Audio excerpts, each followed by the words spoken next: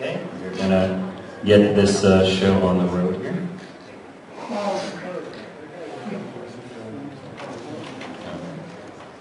So, welcome to Flight of the Valkyries, a guide to the Mecha of Macross. I'm Andrew. This is my second time doing the panel, and it seemed to work pretty well last year, so let's hope this goes well this year. So, who am I? Again, I'm Andrew, usually seen online as VF5SS. I got a Twitter there. If you follow me, it's going to be lots of GIFs from the show Dorvac. I also do a shop on Shapeways where I sell replacement parts for a lot of those expensive Macross toys out there. So if you need one, got a broken part, please go there. I do the Beef Show podcast on CollectionDX.com, where we talk about lots of random stuff, and totally talk like 3 hours about Macross music with guys in Japan. And I have been a lifelong Macross fan, starting with the dubbed version of Macross Do You Remember Love called Clash of the Bionoids.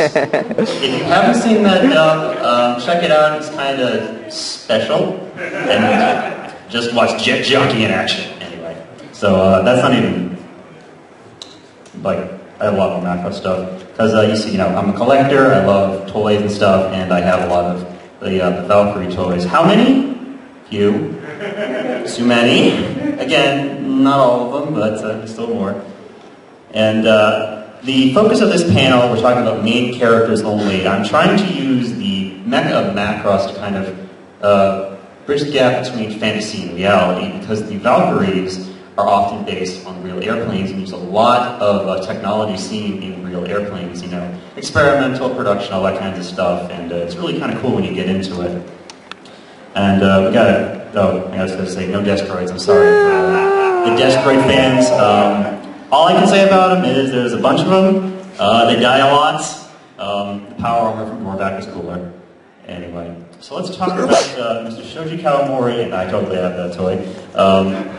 The man behind the Jets with Arms. He's born in 1960. He looks pretty good for a man his age.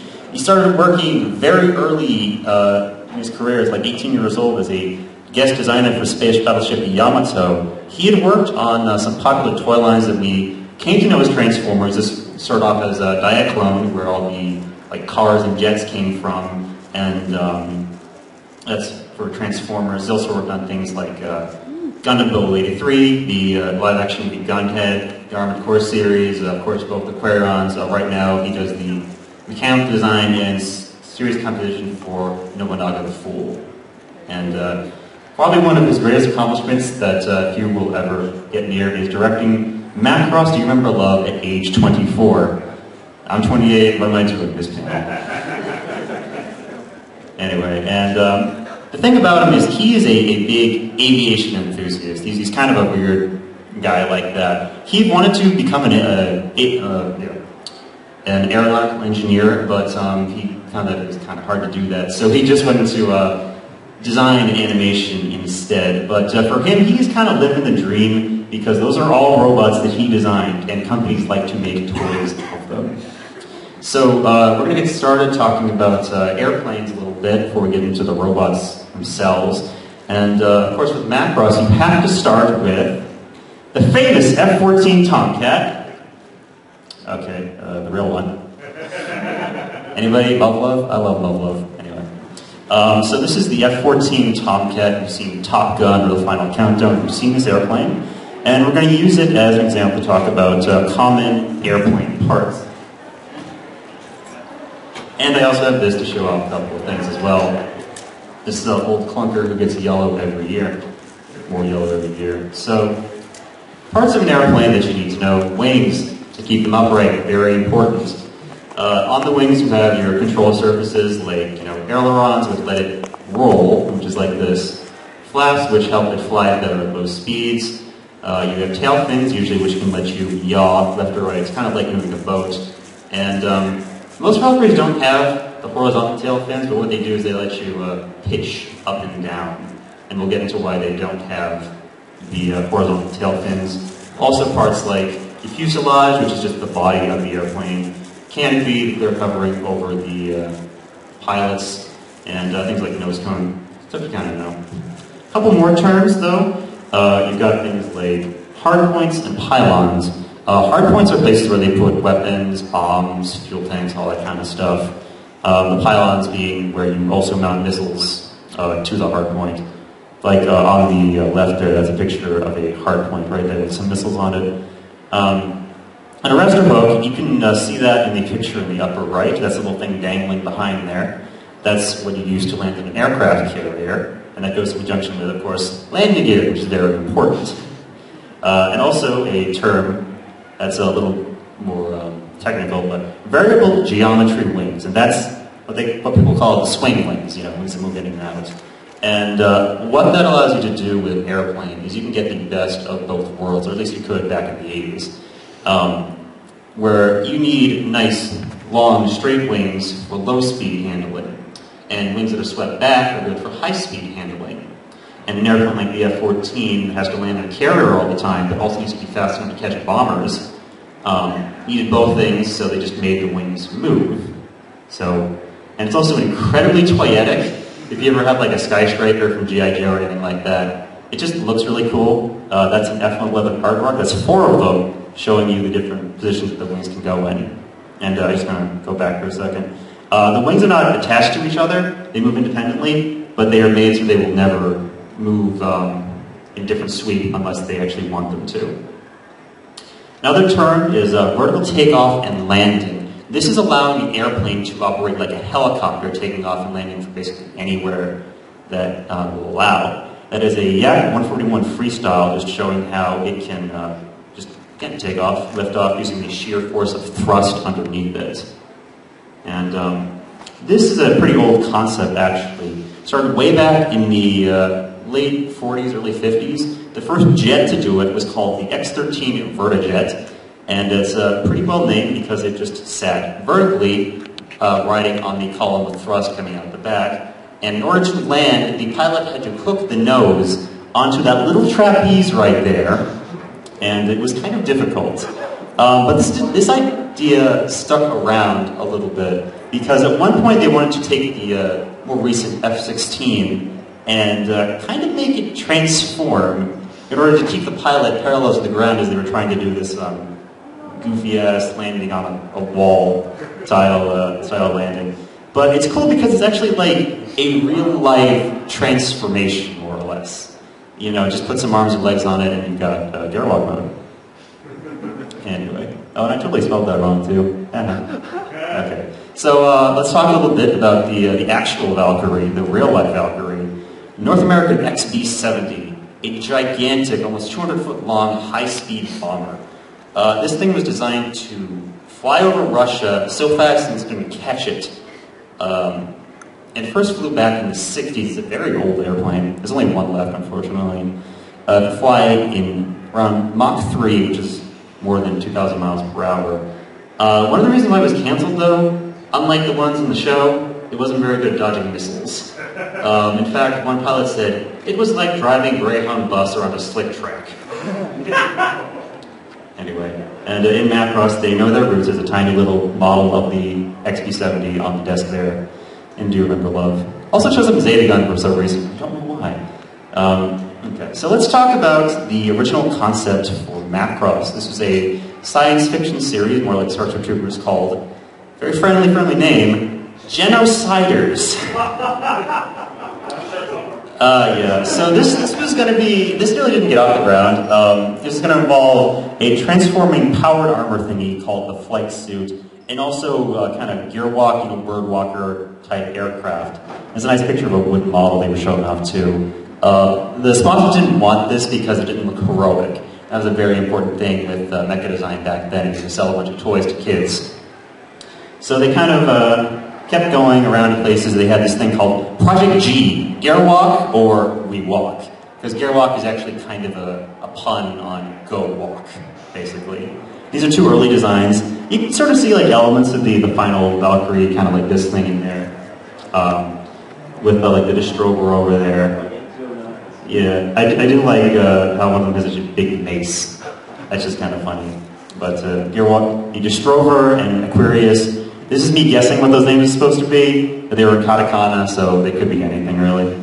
Anyway, so the next idea, keeping abreast of trends, Battle City Mega Road. So this is closer to what we actually got with the original series. A proposed romantic comedy with spaceships, kind of like Yamato meets Lum, you know, meets any other kind of comedy show. And this thing here is called the Breast Fighter, pause for laughter, which transforms into the Breast Soldier. And the reason for that is in the original Mecha, which is their giant transforming spaceship, it had hangers in its chest, so the breast of the thing. And, yeah, is a little question? Do you happen to know the Japanese names for it, out of curiosity? For what? The breast fighter, breast soldier? It is breast fighter. Oh, they say that in Japanese? Yeah, it's written, it's breast fighter. Breast soldier. Yeah, and so you can, okay, anyway. You can sort of see this is starting to look like the final VF1 Valkyrie design from the original show. Like in the chest area, the head especially, with the guns on it, stuff like that. It still has the kind of nose cone gun that the flight suit thing had. But what he got an idea from, looking at the F-14, which has a big channel in between the two engines, he's like, hey, wait a second, what if I put the arms there? Then I can have a normal nose cone on the plane to make it look a bit more, you know, realistic. And so he kind of got to this point, and we got the Valkyrie taking shape, looking more like it was supposed to. This is probably around when the producer wanted to call the show Macbeth. They compromised, changed one character, and that's where we get Macross. Because there's only one character that's between those two words in katakana. Also, one thing to note, it does not have the familiar like backpack thing here. Instead, the tail fins are just straight on the legs. We'll come back to that at some point. And we're talking about the first Valkyrie. Not that one, though. Sorry, VF0. The VF1 Valkyrie. Here it is in its three distinctive forms. And that's a very important thing with Macross designs. You have Fighter, which is kind of self-explanatory, airplane. Gerwalk, which is the half-plane, half-robot mode. And Bashroid, which is kind of battle android. It's the robot. Anyway. So we're going to compare Macross a little bit with some previous robots. This is Danguard Ace, a Leiji Matsumoto series, believe it or not, from 1978. And he's a big chunk-to-chunk kind of robot, as you can kind of see. But he does transform into an airplane, the flying brick kind of an airplane, where he just sort of like comes apart and then he puts his torso underneath his legs and now he's an airplane. Yeah, that would never fly. And similarly, Zabungle. Some people here know Zabungle. This was the same year that Macross debuted. This is a Tomino series. Here it's pretty funny. So Zabungle robot, and it also kind of, sort of transforms into a flying pair of robot parts. Yeah, it's just with like flying pants and flying arms, and that sort of congeal into a sort of a truck and trailer thing. It's like that because they call it that, but also similarly, the Die-X from X-Bomber is clearly just flying robot parts that come together. It also looks like the G-Fighter on that too. A little bit. I think this was an Okawara design. So, yeah. Anyway. So, the thing that Kawamori really brought to the table that a lot of series designs didn't have before is the idea of perfect transformation, or they call it kanzen henkei in Japanese. So, one thing that really helped Kawamori is he liked to tinker with models. And he made little wooden models of basically this. And he would show it to sponsors and be like, can we make this into a show? Would you support us?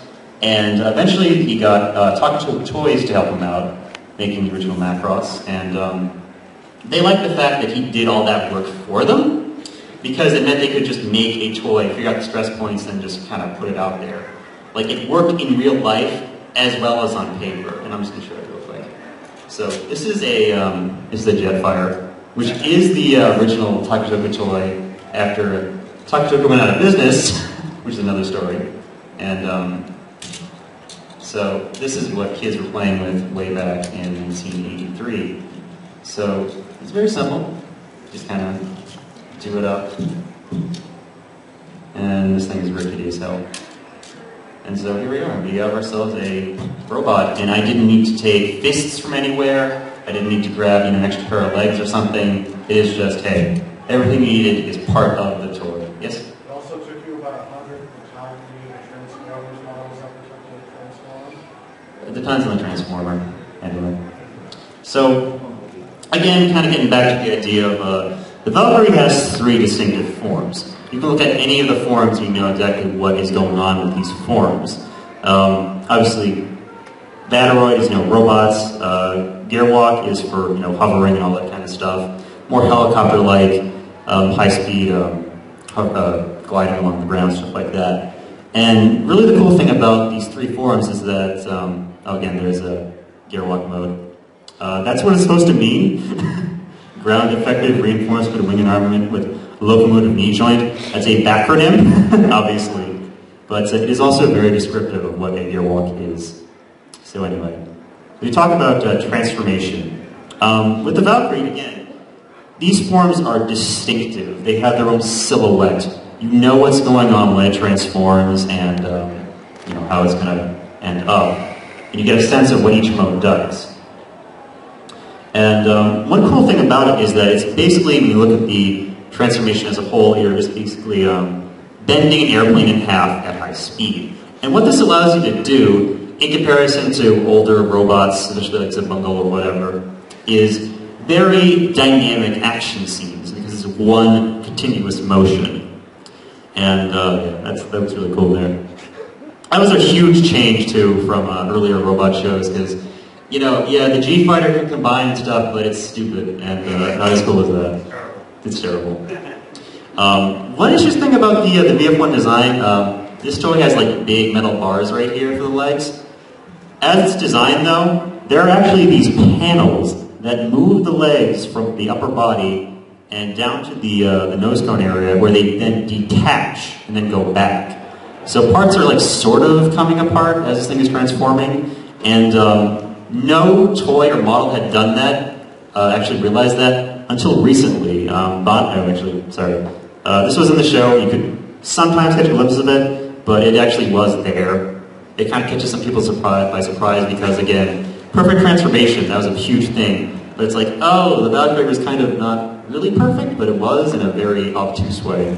But anyway, as I was saying, there was a recent model kit by Bandai, and it actually does have this little panel leg delivery system thing going on there. And it does work. Unfortunately, it is the best part of this kit. If you want more information, please go to CollectionDX.com and read my review. This kit is kind of bad, but hey, good on them for making the whole leg delivery panel system thing a reality. Anyway, so Macross kind of exploded with lots of merchandise. And one thing that really helped is that all the different characters just had the same robot, just with different heads and paint schemes. So you can see that's the Takatoka lineup for this guy. Fortunately, Takatoka went out of business, sold their molds off to Bandai, and that's where we get Jetfire. We'll get to Jetfire in a bit. And with the VF1, it is an incredibly popular design, considered a classic by many. And there has been a lot of merchandise of the VF1, and that's all of mine right there. And I don't really like the VF1 as much as a lot of people do, but I do respect it enough that I own, I guess it's like 8. Okay, so Adventures in 80s licensing. So this is Jetfire. So who remembers Skyfire in the cartoon? Okay, so Skyfire is meant to advertise this toy. Hasbro was looking for different toys to put in Transformers, and they found, it's like, hey, oh, this is on the market now. We could license this, and they did. And Tatsunoko actually gave them permission, and all Jetfire boxes have the little seahorse seal from Tatsunoko. Unfortunately, they wanted to show this series in Japan, and most of the toys in the show were from Takara. Takara did not want a Bandai toy in their show, so they had to redesign him into what they call in the TV show Skyfire, or still Jetfire in the comics. And he started looking less and less like the original Valkyrie toy. But there was one commercial for Jetfire and Shockwave where he did look like the Valkyrie. And it's kind of weird to see that. Anyway, so the legacy of Jetfire, because Jetfire still keeps coming back years and years later. So they've been making reference to Jetfire in Transformers for a while now. That one in the upper right is the SDCC, I think it's like 2012 or 2011. 13. Oh, 13, okay. That is a repaint of the G.I. Joe Sky Striker, which is just an F-14 Tomcat. They gave it the boosters to make it look more like Jetfire. and the new paint scheme and stuff like that. So Harmony Gold, Harmony Gold, they tried to sue Hasbro over this, claiming it looked too much like, you know, their Veritech that they don't actually own.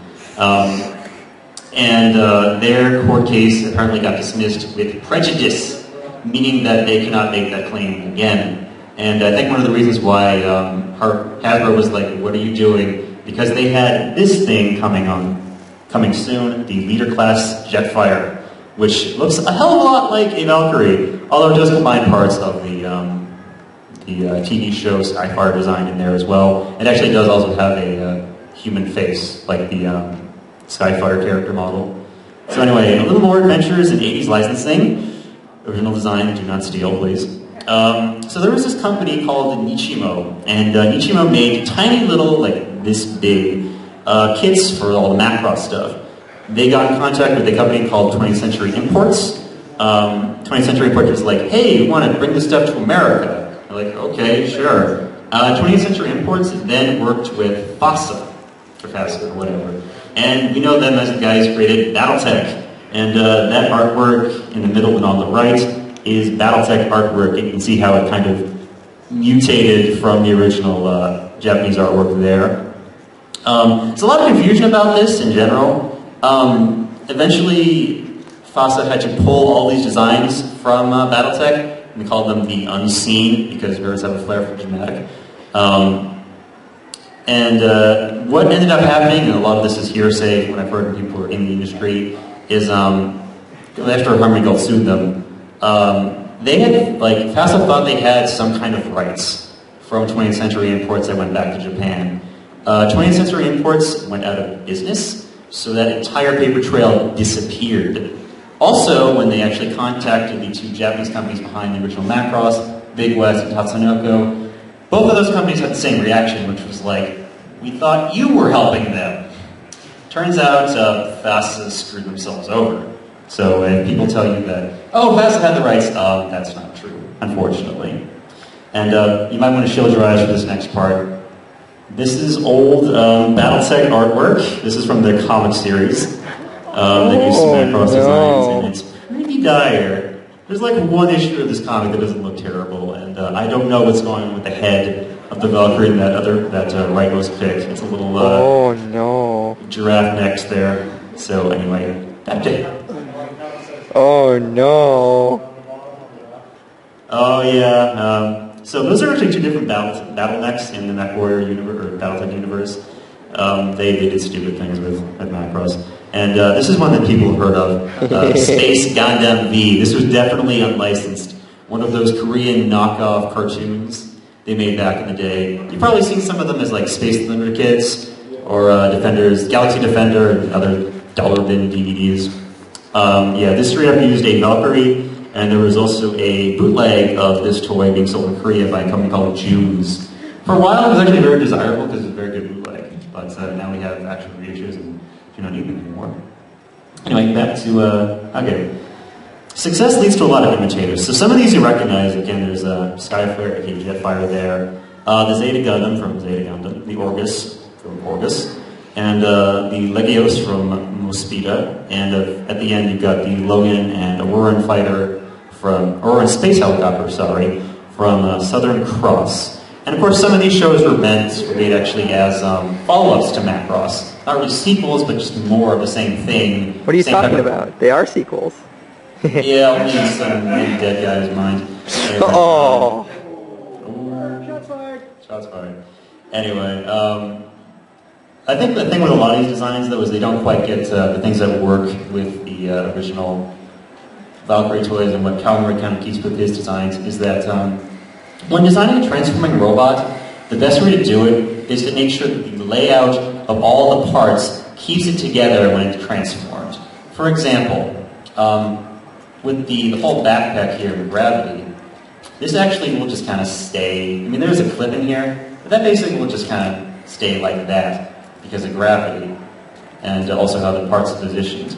When you get this thing back into like fighter mode, you notice that the arms are between the legs, and the arms only swing outward, but the legs are in the way. So the legs actually keep it in place. he does that with a lot of his designs, having just the general layout and build of the figure, keep things together in each mode, and that actually works really well for making toys. There's a reason why there hasn't been a very good toy, the Legios or the Orgus, at all, because they're not very well planned out like that. Or the Zeta Gundam, for that matter. That thing is a mess. Absolute mess. Hey now. Anyway. And also one of the last things that makes Valkyries very appealing is that they look quite authentic. They look realistic. They look basically, you could take this and compare it to this, and it just seems so natural. And by the way, that is the Jolly Rogers Squadron from, they've been reassigned. But back when they used F-14 Tomcats, that is, of course, the paint scheme that inspired Roy Foker's Skull Leader Valkyrie, with the big skull and crossbones and the red and black. Anyway, and just for fun, this is a VF-1 Valkyrie. It's actual stats compared to an F-14 Tomcat and the VF-0, its predecessor. So the Valkyrie is kind of small. The reason for this is because Kawamori said that he wanted to make the Valkyrie different than Gundam. Gundam is about 60 feet tall as a robot, so he wanted to make a smaller airplane that makes a smaller robot to be a little bit different than Gundam. And when you kind of, again, look closer at a Valkyrie design, they have all little details, things like upper left there, that's an air brake, which helps you slow down the airplane. Again, things like flaps, little details, how that's supposed to be how these tail fins fold up. There's like a little tiny lock in there that keeps them folded up. And all these things correspond to real airplanes. There's an F-15 Eagle there showing this huge air brake in the back flipped up. That's the thing in the middle there. Again, the F-14 Tomcat with things like the arrestor gear, the flaps. And there's an F-4 Phantom showing the tiny little locking mechanism that keeps the wings down when it's in flight, and they have to fold up when they're put in the carrier, because space is always a premium inside an aircraft carrier. So when we talk about things like an arrestor hook and what that does, so this is how you land on an aircraft carrier in real life. The pilot has to come down fairly slowly with a little hook coming out from behind and tries to catch one of 4 wires strung across the deck. And when they catch the wire, they actually go full throttle so that they don't know that they've caught the wire when they come down. So they need to make sure they have enough power to take off again. So that's why you ever see when they just go straight forward and they get stopped by the wire if they caught it. If not, they just take off again.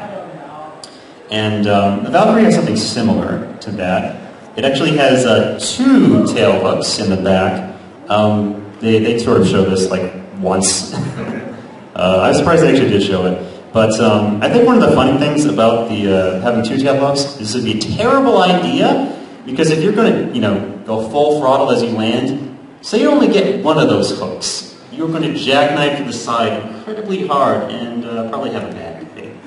But you know what? They are giant robots secretly, and they could just do that. Nice catch. And of course, who needs landing gear in the world of Macross, because these things are like quasi-invincible giant robots that can skid around on their canopies, and they're okay.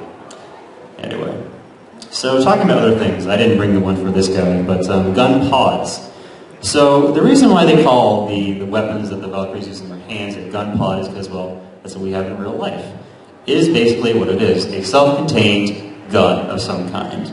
There's an example from real life, and with Macross they usually try to put it underneath, like sandwiched between the arms in fire mode, or just somewhere underneath.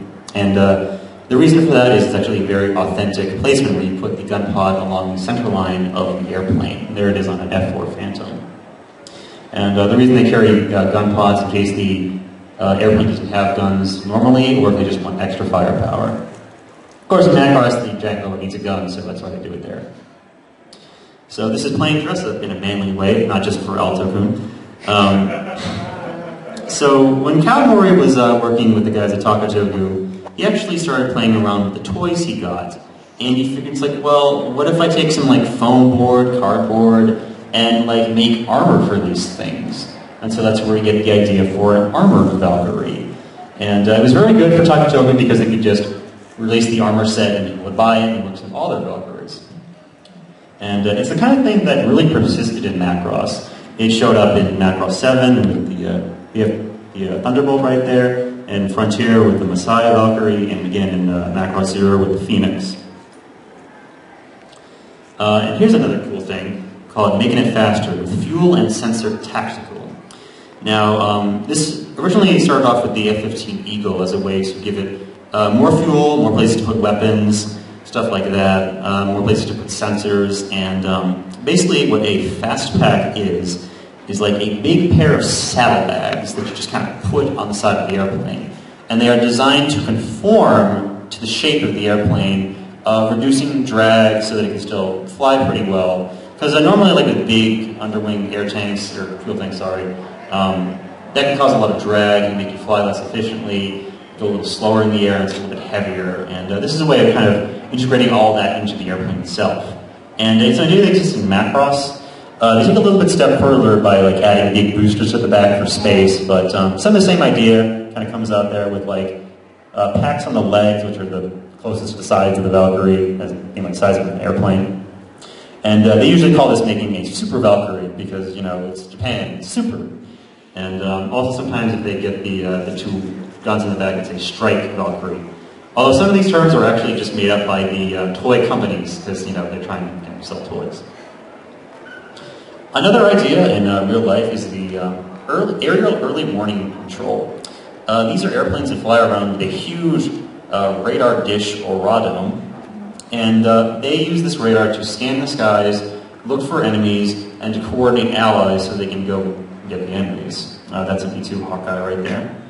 And this is an idea that has shown up in Macross. It started off more or less in Do You Remember Love, with a brief scene which featured the only English in the movie, with the VE1 Elintseeker.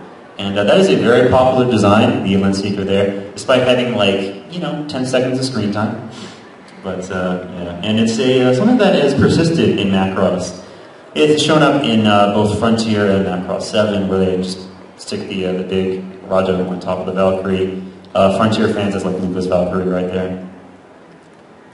And kind of moving on, we have the next actual Valkyrie design, the VF4 Lightning, a Valkyrie that in a way spanned a decade. So the VF4 originally appeared in Flashback 2012. Who here has seen that? Good. It's basically a collection of music videos with a new segment of animation at the end showing the original cast going off into space, never to be heard from again, because that's how Macross works. And this thing showed up for about, again, 12 seconds, never transformed, still really popular, especially among the fans. And a notable thing about the VF4 is that it is incredibly clean as far as designs go. Like, you look at this thing, how does this transform? It's almost like magic that it does it. And the overall layout and structure of this design is based off of the real-life SF-71 Blackbird, which way back in the day when it first flew as the A-12, back in the 60s, this thing is old, despite how advanced it looks. It was going to be both an attack plane and an interceptor. So at some point that thing was actually going to be kind of a fighter before being relegated to just future reconnaissance. But yeah, you can see the same engine nacelle design, the canted inward tail fins and all that kind of stuff. And if we kind of look at the history of the VF4 design, it actually appeared briefly also as a prototype fighter, as just a little model that Hikaru just kind of plays around with in the last episode of the series. And with this particular version, the VFX4, Kawamori got as far as making a gear walk mode for it. And that's the sketchy version, that's the finalized version. Notice it has a pop-up turret in the back. Frontier fans might recognize that whole idea. And so, again, he never got farther than gear walk mode, but in the intervening years, when he wasn't part of the franchise, one of the video games for the PC Engine CD called Macross Eternal Love Song tried to make up a battle raid mode for the VF4. You can see that they didn't really get too in-depth with the design. It's basically just kind of a VF1 looking thing. Sort of kludged it, it wouldn't really work like that. And also this is a turn-based strategy game, and I can't stand that for too long. So I just got screen caps from somebody else. Eventually, Kawamori returned to finish the design starting in 1995. And this was part of making the first 3D Macross video game, Macross Digital Mission VFX. Who has played that? It's a terrible game. But I know, the sequel is much better, but I still kind of like it because it's the first time I ever heard Firebomb music. So anyway, this is the sketching work that he did to try to remember how he wanted this thing to transform. Because a lot of time had passed, he lost some of his notes, but he managed to do it. And it came back and found a lot of fame in video games. In fact, the VF4 being in Digital Mission VFX was one of the selling points for the game. As you can see, it actually got kind of top billing on the poster there. That's for Digital Mission VFX. And it's also appeared in like the Dreamcast game Macross M3. Anybody play that one? Yeah, just this one guy. Okay, you're my go-to guy. It's been in the PS2 game, the Japanese PS2 game, which is a really good game. It's been in a bunch of the PSP games, so it's gotten a lot more exposure. And it finally has, all 3 modes. And eventually, a company called Yamato, which is now called Arcadia, go figure, they actually made one, and that's mine. And you can go see that picture in the review that I wrote. It's a really cool toy, and looks pretty good next to it's an original VF1 Valkyrie right there. That's the newer toy, though. And there it is with its successor, the VF11. So you can kind of see how it's very distinctive among Valkyrie. It's kind of a weird design in of itself. It still has a lot of the same hallmarks, like the nose cone crotch. It's kind of a little like black detailing around the chest and stuff like that. Unfortunately, the toy cannot raise its arm like above this because of those big ass shoulder things. So it was kind of funny, but he's got a beam cannon in his arm, so he's okay. And the cool thing about the toy is that this works. It can actually become a sleek, seamless fighter. And it's really cool how it does it. It's basically a secret blend of hidden legs and joints. So the thighs are actually hidden in the main fuselage. And they just sort of swing up and the legs extend and all that stuff. The arms are just in the front there. And also the thing kind of like folds in on itself in order to get the torso for Battleroid mode.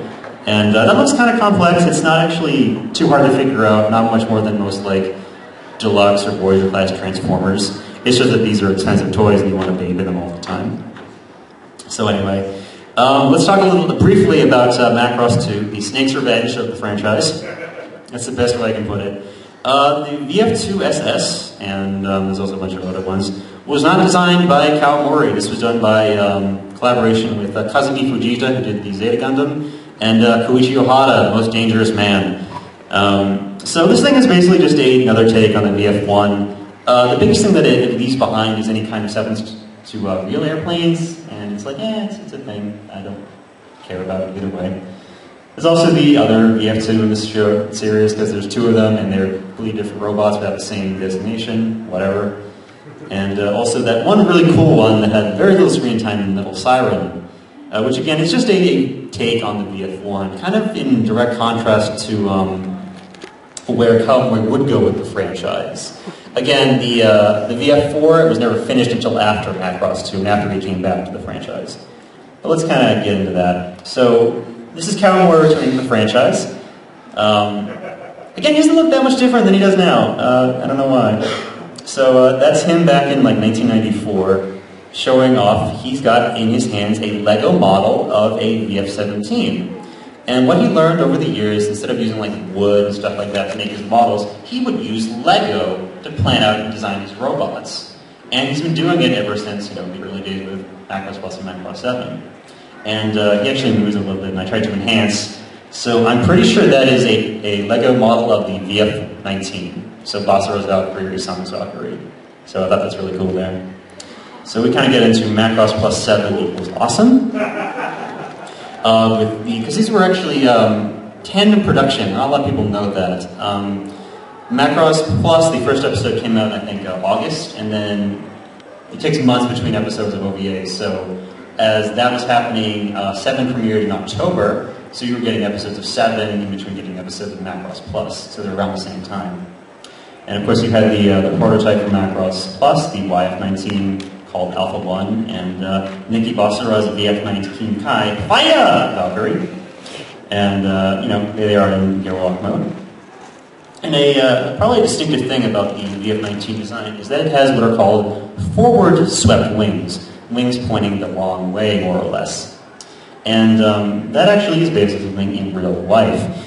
The first plane to really fly and test this concept out was the X-29, which flew in 1984. And the whole idea behind forward swept wings is to make your wings more efficient. This basically funnels air down through and around the main fuselage of the airplane. If you notice the X-29 there and also the Sukhoi Su-47 Berkut both have long fairings along their bodies, and that's to provide extra lift because all that air is going into the main fuselage.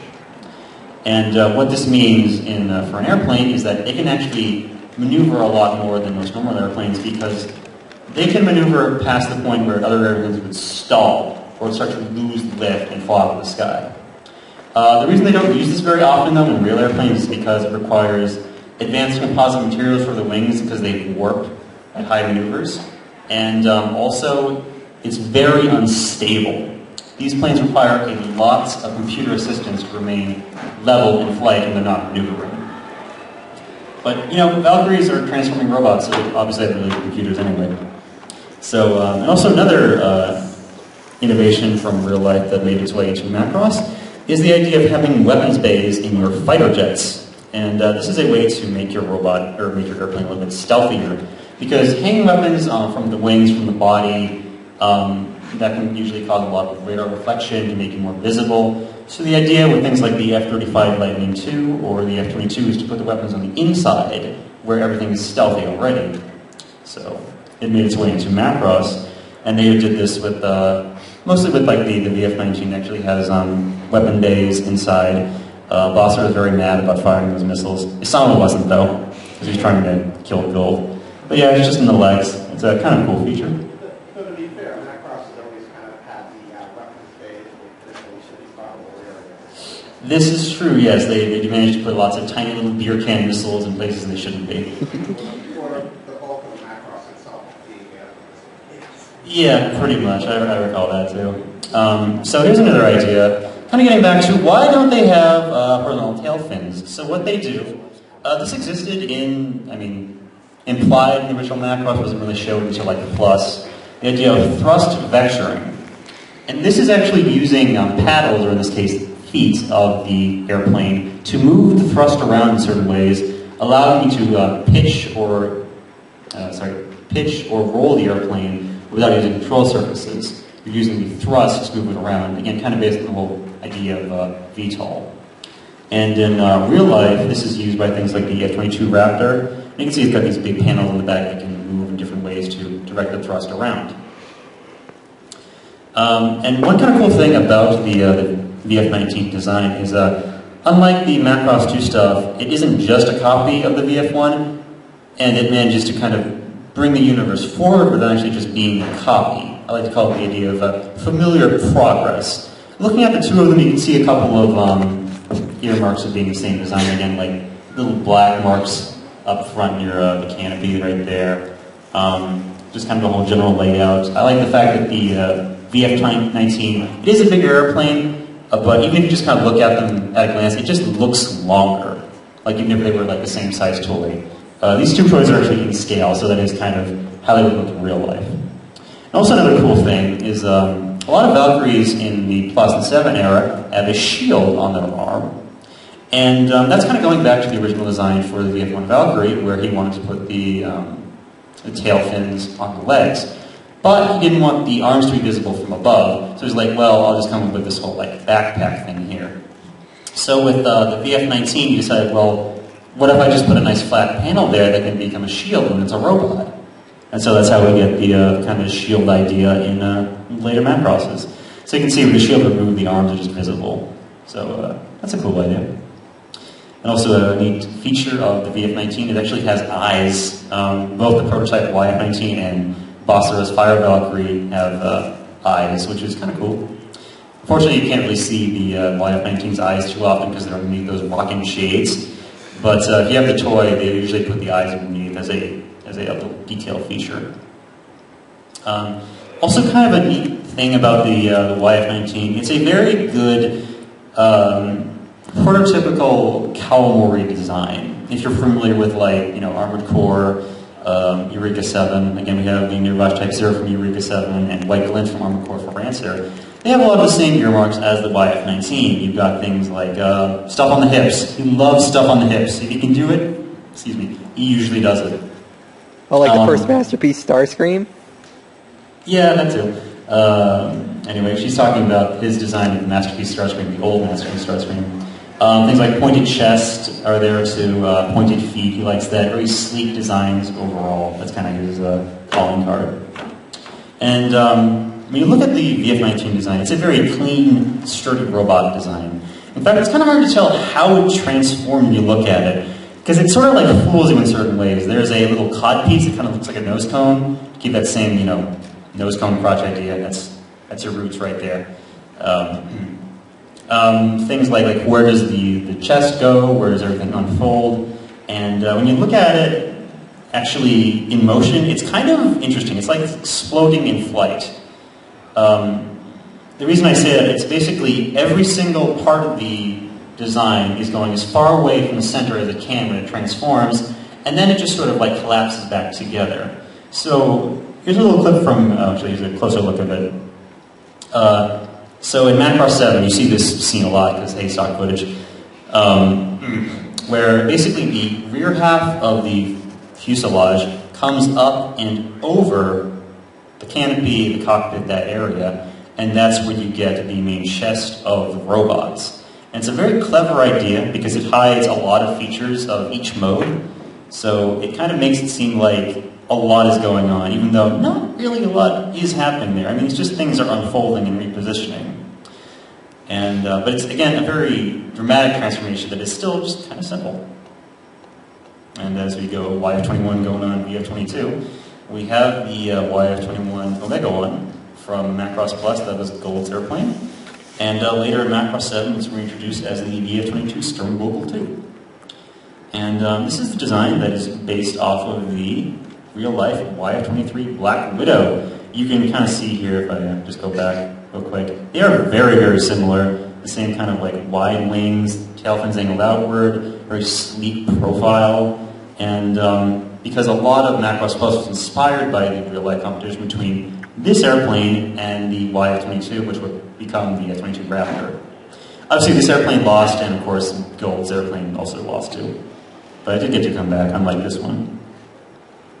And another kind of going back to the idea of thrust vectoring, the YF-21 uses what is called three-dimensional vector thrust. Using three paddles, this was pioneered on the X-31 experimental airplane, you can move the thrust around to get, you know, pitch, yaw, a little bit of roll, stuff like that. And basically it lets you do even more with maneuverability. I think a few Russian airplanes do use three-dimensional vector thrust. Most airplanes just use two because it's not really that essential to have that much maneuverability, but you know, anime world, we like that kind of cool stuff. And a cool thing about the YF-21 and the VF-22 is designed to fight like a girl. And by that I mean it actually is based on the Melchandi Quaedlin Row powered armor. And you can see it has a very similar profile in Battleroid mode, and certain features like the arm cannons, and they drew it wrong in that scene, anyway. And also lots and lots of missiles stored inside. You can see they're definitely trying to go for the same feel between the two designs, and it kind of strikes the idea of Gold being partisan trotting. Although, you know, he's got a female powered armor, but I always thought Gold was more in touch with his feminine side than Sama was anyway. Just kind of getting back to the fighter mode. It's very streamlined again. How does this transform? So, the way I like to describe it, it's like it's unpacking the robot mode from the airplane mode. And you can kind of see what's going on there, but to help you guys out, we're going to remove the pesky backpack, watch out for mass production Evangelions, who'd like to cause mischief. And sorry, it's an 18 plus panel, so if anybody underage, please leave right now. So, this is a YF-21 without backpack, which actually makes up a good chunk of the airplane mode. And yeah, it's kind of a skinny guy without that big backpack. So this is what's actually going on with the Y21 design, is that the legs and arms just kind of sweep backwards, and the legs especially are hidden by those big panels underneath that just hang off the hips. Again, allows the hip thingies in battery mode. With that backpack just unfolding and it extends a little bit and just covers the legs and arms up, and that's how you get the magic of the Y21 via 22. I didn't break the toy anyway, that just kind of popped up and I put it back on later. But I thought it was so cool I had to take a picture. Anyway, so let's talk about the little backup in black, kind of the secondary hero for Macross 7 with my man Gamlin, the VF-17 Nightmare. A very kind of cool, bulky-looking design, and it is in fact based on another stealthy airplane, the F-117 Nighthawk, sometimes called the Stealth Fighter. It's not really a fighter, it's just a fancy bomber. And as you can see, it has the same kind of angular look to it, very unconventional design overall. And the thing with it is that why is it so like angular and pointed is back when this thing was designed, that's how you could do stealth. And the basic idea behind stealth is to reflect radar waves off of your airplane in a way that they don't come back to the originating site, and to kind of diffuse them and to kind of bounce them off random directions. So that's how you did it back in the day. These days we just have very curvy airplanes that manage to do it a lot more efficiently than the Nighthawk could. And just kind of talking about the transformation of the VF-17, it's pretty simple. You're just kind of swinging the arms and legs forward, and the chest kind of does a little bit of a transformation there. And again, very simple, but kind of dynamic. And in fact, when you look at it in the show, it's basically like it's standing up while flying. And I always love like the tiny little like electrical sparks they have in Macross 7. They had a bit of that in Frontier as well. That's just kind of like really robot-y, and it's kind of cool. And a cool thing about the VF-17, just kind of how simple it is as far as transformation goes, it keeps a lot of bulk from the fighter mode. A lot of that just kind of goes directly into the Battleroid mode. And in fact, it's actually called the heavy Battleroid and all the stats for it. And for fans of Frontier, you probably recognize the design as it was the cannon fodder in Macross Frontier, as it became the VF-171 Nightmare Plus. And they did do some nice callbacks between the two with the stock footage of the Nightmare and then the little footage of the Nightmare Plus.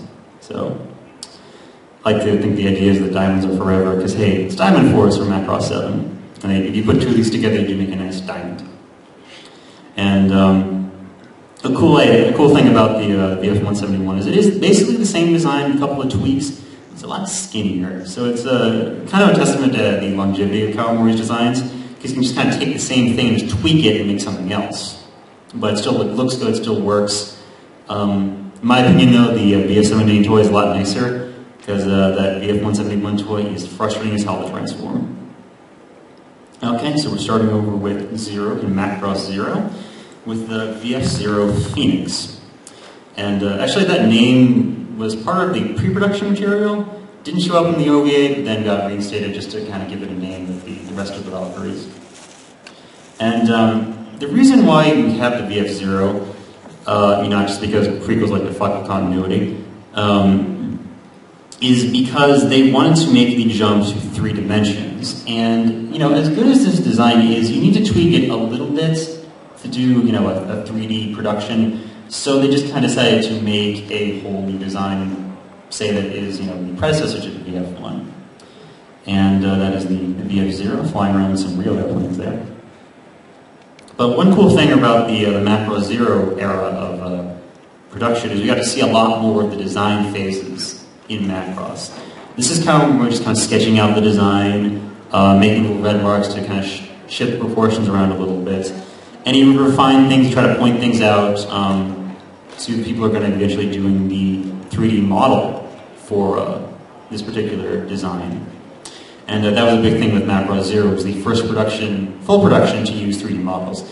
They had done some 3D modeling before with some of the video games, but again, this was like the first full OVA to do that. And then Frontier also used 3D modeling for their stuff. So we're going to talk a little about refueling. Is this your first time refueling? Watch MST3K, the Starfighters, if you want to know more. And the VF-0, as a predecessor to the VF-1, doesn't have magic space tech engines. It just has regular fuel guzzling engines. So it needs to refuel, and aerial refueling is the thing they do in real life.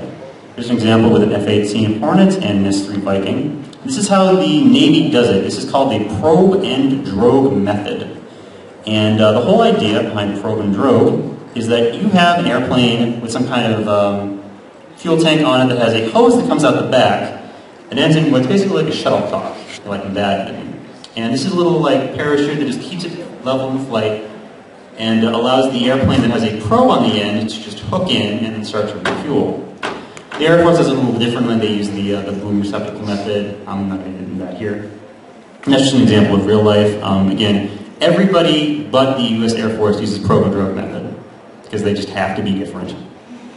And just kind of show you the authenticity that they like to have in Macross. Here is a scene from Macross 0 with VF0, and then a scene with an actual F-18 Hornet. And you can see it's really just the same thing. It's the pilot trying to get the probe into the end of the hose, and that's how they refuel. Also, one kind of cool thing about the VF0, it actually has a proper arrestor hook now. Again, not that they need them, but hey, we like those kind of details. And bigger wings are sometimes better. So this is an idea that comes from real life. He likes to do this with some of his Valkyrie designs, like the VF0D, 2-seat version of the VF0. And this comes from the real-life experiments with the F-16 to make the F-16XL. What larger wings let you do is gives you more place to put fuel, more place to attach weapons, and it's also can make you fly a little more efficiently. Usually the only problem is the cost of like more drag when you're going around. So again, cool idea that he brought to Macross. And another thing, we're going back to the idea of fast packs, and in the intervening years, that term fell out of favor, and now we have what are called conformable fuel tanks, or CFTs. It's the same idea, though. You're basically taking an extra fuel tank, and integrating it into the structure of the airplane, but these are removable. And the VF0 has the same kind of idea, with a pair of tanks on the front there. Again, because it needs to guzzle gas, because it still uses engines. And a cool thing about the VF0 design is it actually has the old swing bars like on the original Takatoku Valkyrie toy. And you get to see this in detail in the show. I'm going to talk a little bit about the SU-51. That might stand for Soviet Valkyrie, probably doesn't. They haven't told us yet. So this is the enemy Valkyrie from Macross 0.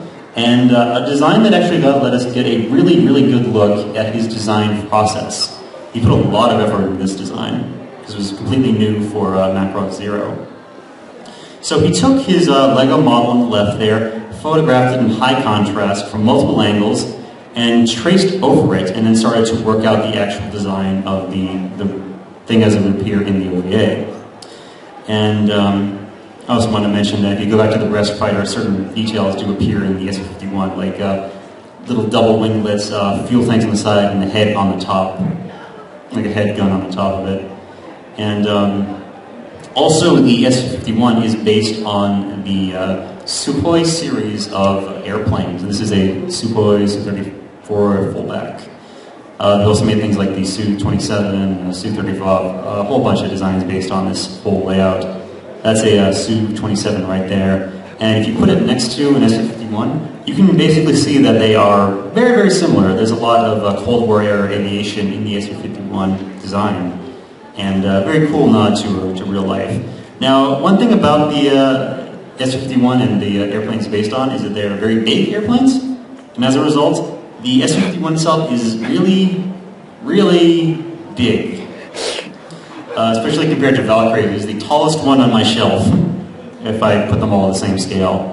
And it's kind of like a big Russian pigeon. I just kind of put that on my deck there, and it's huge, just like this big.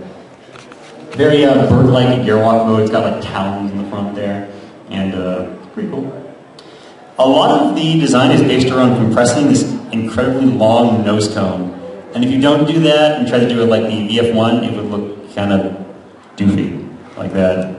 So basically it sort of just kind of folds itself inward and starts to reduce the whole mass of that entire nose cone, or nose section. And also he learned a lot of his later designs, you have to fold the nose cone or they look like they have giant lungs. Anyway, So kind of getting back to the idea of VTOL, the SU-51 has what are called lift jets.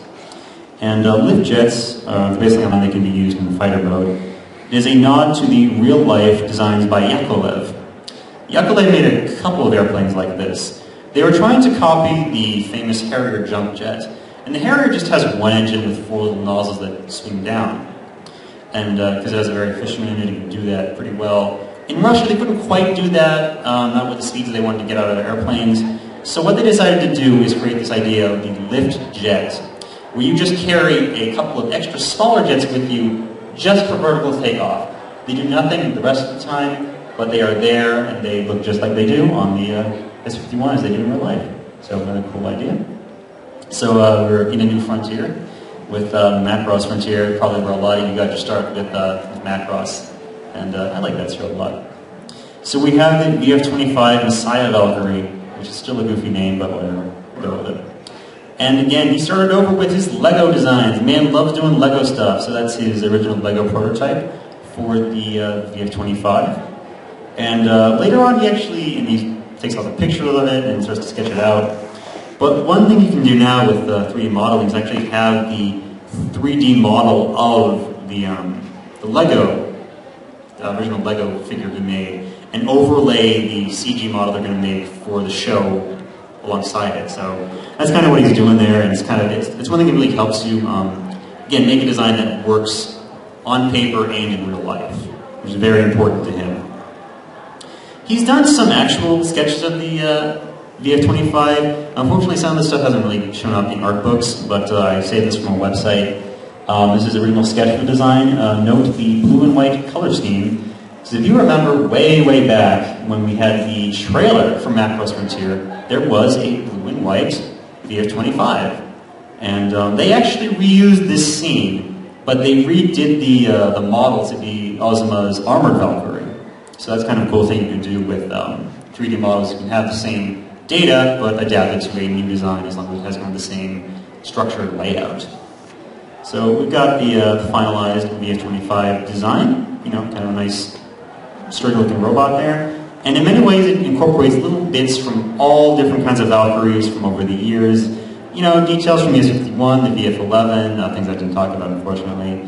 Some of the more obscure Valkyries, but it's a very good design that celebrates the 20th anniversary of Macross, or was at the time, by putting all these things together in one Valkyrie design. One of the things that they really wanted to get back to after Macross 7 and 0 was kind of getting back to basics with Valkyrie designs. And you can obviously tell in Macross there was a lot of callbacks to the older series that kind of hammered home this point. This being one of those scenes where a young pilot who has no idea what giant robots are really all about hops in one and decides like, hey, I'm gonna make a big robot. And the VF-25 also has super packs and armor packs. And we lay all that stuff out. It's a huge amount of bits. I have to get like storage meters to put them all inside there. But I assure you that the toys can still stand, even with giant packs hanging off their back, as long as you like open them up and beef up their legs with nail polish. Nail polish is a toy owner's best friend for ball joints. And it's a design with a deceptively simple transformation. So what's going to go on here is basically the back of the middle of the airplane is going to come up over the nose section, over the canopy. So you can kind of watch these as 1, 2, 3, 4. So when you unfurl the whole design, you basically see it's a pair of like forks at the end that just kind of hinge the whole thing up and around the nose section, and it just kind of rearranges things. And again, it looks a lot more complicated than it is. It's really flashy in the show, but as a toy, it just kind of goes just like that. Pretty simple and pretty cool. So the VF-25 is in many ways a basis for both the VF-27 Lucifer, which is also a stupid name, but and the Y-29 Durandal from the second movie. And there's an in-universe reason they're all based on the same YF-24 Evolution prototype. But it was a cool idea, and kind of liked how they did it in the show. It also lets you, again, recycle the rigging you use for, my 5 minutes? Alright, I will speed through the end. I'm almost at the end anyway. And the cool thing about the YF-29, it actually has engines on the end of the wings, so it can maneuver a little bit more. And that's actually taken from a real-life design from 1968 that also had wing engines. This is actually just for doing VTOL flights, so not for like maneuvering or anything like that. And also kind of a cool piece of trivia is that every single Valkyrie that has a number that ends in 9, and means it also has forward swept wings and also has a name after a sword. So you have the Cutlass, Excalibur, and Rondel. Anyway, and just quickly talk about the YF-30 from Macross 30, the video game. This is a whole new design. It's only in the game, and they're trying to make a toy of it. It's pretty cool. It's based on the Sifole Pakfa, an experimental fighter. You can kind of see the whole idea with the very wide spacing between the engines, which on the YF-30 he uses to make a big weapons container, which is like an egg carton full of missiles. Yeah, an egg carton of fun. Which is kind of calling back to these Entrati battle pods, especially the one with the big missile pods on the back. And in a way, the transformation kind of recalls parts of the VF4. Unfortunately, I can't really record footage of the game, and it's kind of hard to get it anyway. But yeah. So anyway, we're getting to the end of the panel. Over 30 years strong with Macross, so that's Macross 30, the cover for it. Cover of the manual. The cover of the game is like a visual novel cover with a girl on it. And anyway, these are some resources on the web. So just kind of go to like Macross World, Macross Mecha Manual, CollectionDX.com. I recommend that because I write for them and they pay me. Some books, the Macross Design Works and the Cowboy Shoji Design Works. Different books. This one is mostly Macross. That one really just has a little bit of Macross and all the Macross Zero stuff. This is good for toy information. Figure O issue 130. They call it Macross Age. Collecting issues of the Macross Chronicle is also pretty good. Unfortunately, they're in their second reprint, which is a revised edition, so you might get confused between the different versions. But they have lots of cool stuff in there as well. A lot of line art and things like that. You can buy them issue by issue. Also, boring tech stuff books. This isn't all of them. They actually have 3 of them delivered to the VF1. I don't know how, but they keep doing that.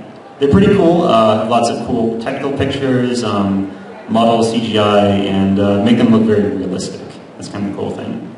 And if you like artwork, there's these 2 books by Hidetaka Tenjin. They're very good books. This is all the box art and stuff, and for like model kits and the Blu-rays and stuff like that. If you want to learn about real airplanes, I highly recommend the Wings of Russia series. It's on YouTube and it's English dubbed. It's actually pretty good. I really enjoyed that one, or just watch like old documentaries on YouTube anyway. And before I go, I want to say a special thanks to the Macross Speaker Podcast. These are 4 guys who live in Japan, who report on Macross all the time. They're very knowledgeable, and they like to translate things, and they talk to me a lot. So they're cool guys. Please listen to their podcast, because they give you stuff straight from Japan, even if it's a little out of date. And they have fun with the real life-size Valkyrie in Japan.